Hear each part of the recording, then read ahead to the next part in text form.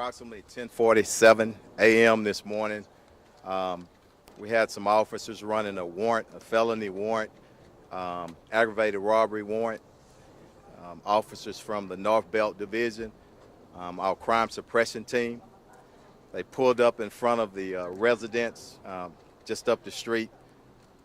Before they can get out the car, the suspect began to fire upon them multiple times. 4 officers returned fire, unfortunately striking the suspect, and the suspect is deceased. I want to say this before I go any further. We don't know what's going on in these times, don't know what's going on in people's heads. We have to pray for everybody involved. Our officers, nobody wants to show up at work and get involved in a shooting. Likely, everybody, even suspects, when they do something wrong and something just so terribly wrong like this, they still have family members. And I've spent probably in half an hour talking to grandmother, uncle, mom. I just ask that we pray for them. Nobody knows what's going on in somebody's head, but I know that somehow the violence, it has to cease. It's not good. We are in Harris County, so Harris County Sheriff's Office will be conducting a criminal investigation. They're already on the scene. Since it's HPD officers involved, we'll do our administrative, our internal affairs. The district attorney's office from Harris County is going to be doing a joint investigation as well. And guys, all our officers will be on administrative leave pending the investigation.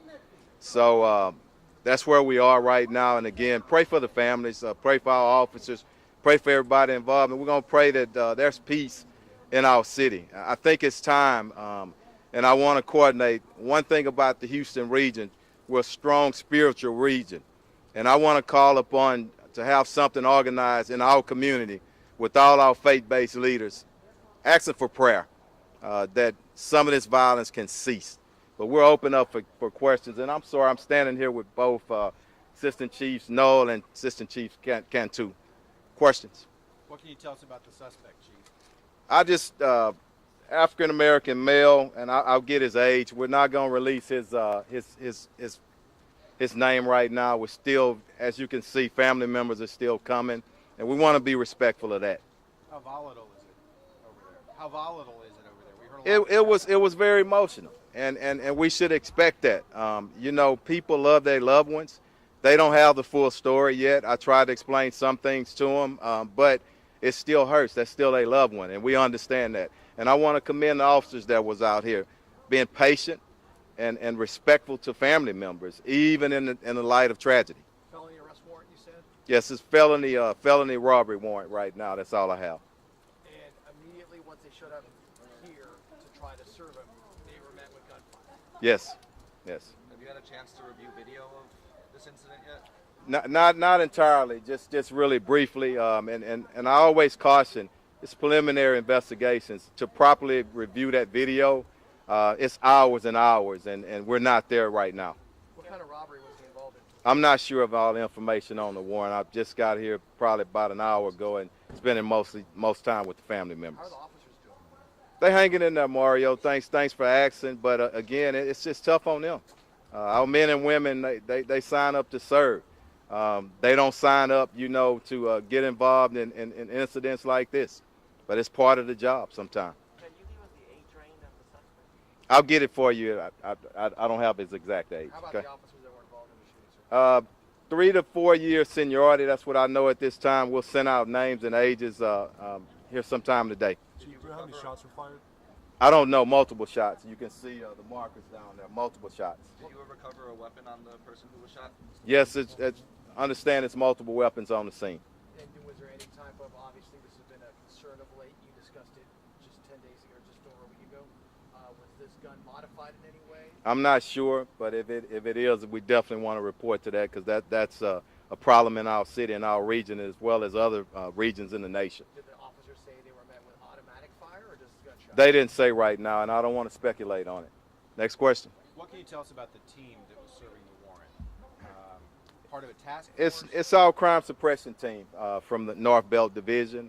So they do a lot of proactive work, and they're instrumental in locating violent criminals in our city, in our region, who are under warrant. And how long was he under warrant for? I'm not sure. We'll get that off to you a little bit later. But this crime suppression team undercover, is that right? They're not fully undercover. Some of them are plain clothes. Most of them are still in uniform. Did So they arrive in marked vehicles? we had a marked vehicle. We always, when we're running a warrant, it's customary and policy. We have, when we can, a marked unit. So there was a marked unit that pulled up as well. Was the man in his car? He was in his car, sitting in his car. He Thanks was for in asking his that. car, Yeah, white car? yeah. That's the black car over there with the door open? The car in the driveway. Yeah. So this is the second time, I think, in several months where you've had officers serving a warrant and they were immediately met with gunfire before they could do anything. What do you discuss policy here or the way you approach these things? We always want to approach as safely as we can, but we have a job to do. And sometimes that means going into danger. And our officers do it every day, and I'm proud of them. I'm not proud of the outcome. We always pray for the best, you know, that no loss, life's a loss, but we still have to do our job. To put it into context, was this very similar, or is it the same team that was involved in the William Jeffrey and the arrest warrant that was attempted to be served? Not the same team. Not the same team, and I don't want to speculate. I want to get more details, and we'll report out to you. Okay? Chief, were those officers, were they all wearing body cameras?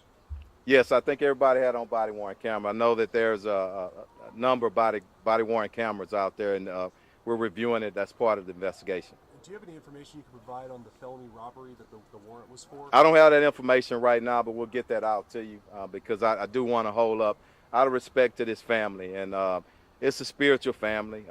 You can tell by me talking to the grandmother and mom. It's just tough on them right now. I want to work with them and be respectful to them. Can they understand why their loved one would shoot members of law enforcement? I don't know. I'm sure they're searching for those answers right now, but who knows? Who knows? Chief, can you reiterate for the public our body-worn camera policy and how we release videos? Absolutely. Within 30 days, in my administration, and Mayor Turner agreed that we would release all body-worn camera within 30 days, and we're going to do that with this incident as well. Okay? And Chief, just to reiterate, the shots were fired by the suspect from outside of the home, right? He was in the Yes, car? he was sitting in his vehicle as they approached, and before they can even fully get out the vehicle, they start taking on fire. And I know none of the officers were hit. Were the vehicles, the police vehicles hit? Yeah, I think we have one vehicle that was hit, but none of the officers are hurt or hit. Okay? Thank y'all. Thank you, Chief. Thank you. All right. Chief Gun 2 if anybody needs Spanish. Yeah. Okay? Thank you.